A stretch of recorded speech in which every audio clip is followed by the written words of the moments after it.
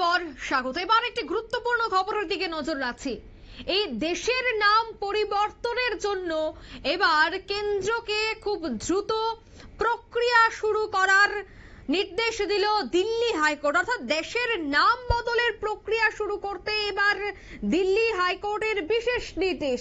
2020 সালে প্রথম এই বিষয়ে প্রক্রিয়া শুরু করতে কেন্দ্রকে নির্দেশ দিয়েছিল সুপ্রিম কোর্ট। দেশের নাম শুধুমাত্র ভারত রাখতে তীব্র আপত্তি রয়েছে বিরোধীদের। তবে এবার দিল্লি হাইকোর্টের কিন্তু এই বিশেষ নির্দেশ যে খুব দ্রুত কেন্দ্রকে দেশের নাম বদলের প্রক্রিয়া শুরু করতে হবে।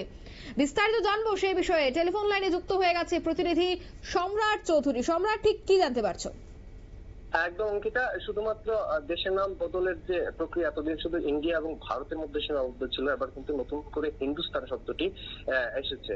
তো ঘটনা হচ্ছে, সুপ্রিম কোর্টের একটি মামলা হয়েছিল যেখানে এক আবেদনকারী তার আবেদন করেছিলেন যে দেশের নাম যাতে বদল করে ইন্ডিয়ার বদলে ভারত রাখা হয়। যদিও ভারত আমাদের দেশের যে নাম সেটা কিন্তু দুভাবেই ব্যবহার করা হয়। তো সংবিধানের প্রস্তাবনা থেকে শুরু করে সংবিধানের যাবতীয় যত কাজকর্ম আছে সর্বোচ্চ লেখা আছে ভারত এবং ইন্ডিয়া, অথবা ইন্ডিয়া এবং ভারত দুটো শব্দই ব্যবহার করা যায়। এবার নতুন করে যোগ হয়েছে হিন্দুস্তান। 2020 সালে এরকম একটি মামলায় সুপ্রিম কোর্ট আবেদনকারীর পক্ষে রায় দিয়ে কেন্দ্র সরকারকে নির্দেশ দিয়েছিল যে এই বিষয়ে যাতে প্রক্রিয়া শুরু করা হয়। নাম বদল করতে কিন্তু সুপ্রিম কোর্ট নির্দেশ দেননি। আবারও বলছি, নাম বদল করতে সুপ্রিম কোর্ট নির্দেশ দেননি। সুপ্রিম কোর্টের নির্দেশ ছিল যে এই বিষয়ে প্রক্রিয়া শুরু করতে, জনমত সংগ্রহ করা থেকে যাবতীয় যা কিছু আছে সেগুলি শুরু করতে।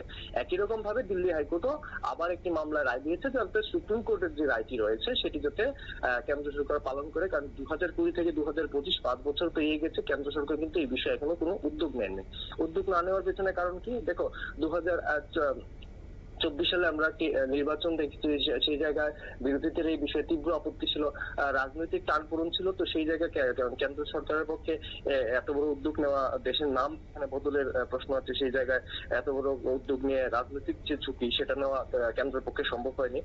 এই জায়গায় দাঁড়িয়ে এখন 2025 সালে আবার একই নাম এসেছে, ইন্ডিয়া, ভারত, হিন্দুস্তান, নতুন করে 3টি শব্দ। এবার এই সব 3টি শব্দের মধ্যে কোন বিষয়টি, কোন নামটি উঠে আসবে এই বিষয়ে প্রক্রিয়া শুরু করতে বলেছে। আবেদনকারীর যে আর্জি, তার যে দাবি, তার দাবি হচ্ছে ইন্ডিয়া নামটির মধ্যে একটি উপনিবেশিক একটি অনুভূতি রয়েছে। ভারতের যে জাতীয়তাবাদ তাতে প্রতিফলিত হয় না। ভারত শব্দটির পক্ষে তিনি সওয়াল করেন, হিন্দুস্তান শব্দটির পক্ষেও সওয়াল করেন।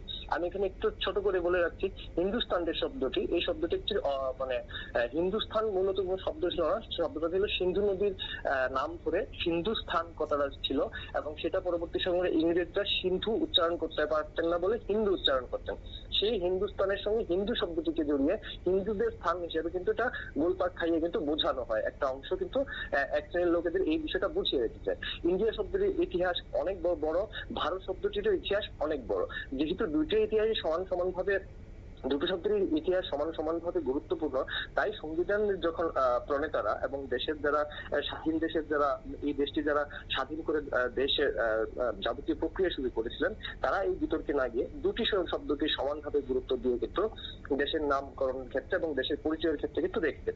অন্যদিক দিয়ে তুমি যদি বিবেচনা করো, আন্তর্জাতিক ক্ষেত্রে কিন্তু ভারত এবং ইন্ডিয়া দুটি শব্দই ব্যবহৃত হলেও ইন্ডিয়া শব্দটির প্রচলন বেশি, কারণ তুলনামূলকভাবে ইন্ডিয়া শব্দটি অন্যান্য দেশের যারা রয়েছেন বিদেশি নাগরিকরা, অন্যান্য দেশের লোকেদের ক্ষেত্রে এটা অনেকটা বেশি সহজ একটি বিষয়। এবং ইন্ডিয়া শব্দটির পিছনে কিন্তু একটি দেখো ব্র্যান্ডিং একটি বিষয় রয়েছে। ইন্ডিয়া শব্দের পিছনে যে made in India, make in India, এই যে বিষয়গুলি রয়েছে, এগুলির পিছনে যে একটা অনুভূতি রয়েছে বাণিজ্যিক, সেই তুলনায় কিন্তু মেড ইন ভারত বা মেড ইন হিন্দুস্তান বিষয়টিতে কিন্তু তেমন একটা গুরুত্ব থাকে না। এই সবকিছু মিলিয়ে কিন্তু ইন্ডিয়া শব্দটাও যেরকম ভাবে গুরুত্বপূর্ণ, ভারত শব্দটাও গুরুত্বপূর্ণ। হিন্দুস্তান শব্দটা কখনোই ভারতের সঙ্গে যুক্ত ছিল না, কারণ হিন্দুস্তান শব্দটা আসলে কোনো শব্দটা এটি বলা যেতে পারে মানে উচ্চারণগত সমস্যার কারণে হিন্দুস্তান শব্দটি চলে এসেছে। তাই এই বিষয়টি কোনোভাবেই গ্রহণযোগ্য হয়তো হয় না।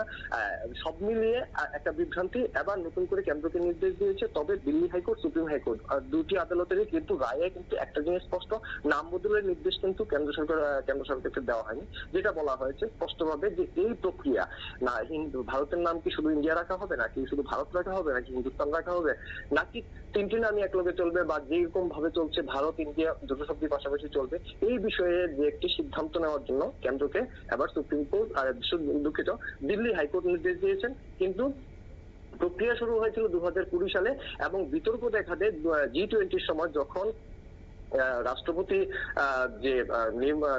তরফে যে নিমন্ত্রণ পত্র জারি করা হয়, সেখানে ভারত শব্দটি আলাদা করে ব্যবহার করা হয়। এই নিয়ে কিন্তু বিরোধীরা কিন্তু জোর বিতর্ক করেছেন, এবং তারপর কিন্তু কেন্দ্র সরকারের তরফে কিন্তু এই বিতর্ক এই বিষয়টিতে আর উদ্যোগ নেওয়া হয়নি। ভারত আলাদা করে শুধু ভারত শব্দটি আর ব্যবহারের উদ্যোগ নেওয়া হয়নি, শুধুমাত্র ভারত ইন্ডিয়া দুটি শব্দ কিন্তু ব্যবহার করা হয় আছে। তবে কেন্দ্র সরকার কিন্তু তাদের যে বিভিন্ন সময় যে উদ্যোগ লক্ষ্য করা গেছে, তাতে দেখা যায় যে কেন্দ্র সরকার বরাবরই ভারত শব্দটি রাখতে আগ্রহী। তারা কিন্তু ইন্ডিয়া শব্দটিকে বাতিল করার জন্য দীর্ঘদিন ধরে কিন্তু চেষ্টা করে যাচ্ছেন, বিশেষ করে বিজেপি শাসিত এবং এনডিএ নির্দেশের যে সরকার চলছে সেই সরকার। অঙ্কিতা, ধন্যবাদ। অর্থাৎ ভারতের নাম বদল, দুঃখিত, দেশের নাম বদল প্রক্রিয়া তা এবার শুরু করতে নির্দেশ কিন্তু দিয়ে দিয়েছে দিল্লি হাইকোর্ট। তবে এর আগে সুপ্রিম কোর্ট 2022 সালে নির্দেশে প্রক্রিয়া শুরু হয়েছিল। তবে কিন্তু এবার আবারও কেন্দ্রকে সম্পূর্ণটা বিষয়ে ভাবা চিন্তা, তার সাথে প্রক্রিয়া শুরু করার নির্দেশ দিয়েছে দিল্লি হাইকোর্ট। নিয়ে নিচে ছোট্ট একটি বিজ্ঞাপন বিরতি, সঙ্গে থাকুন।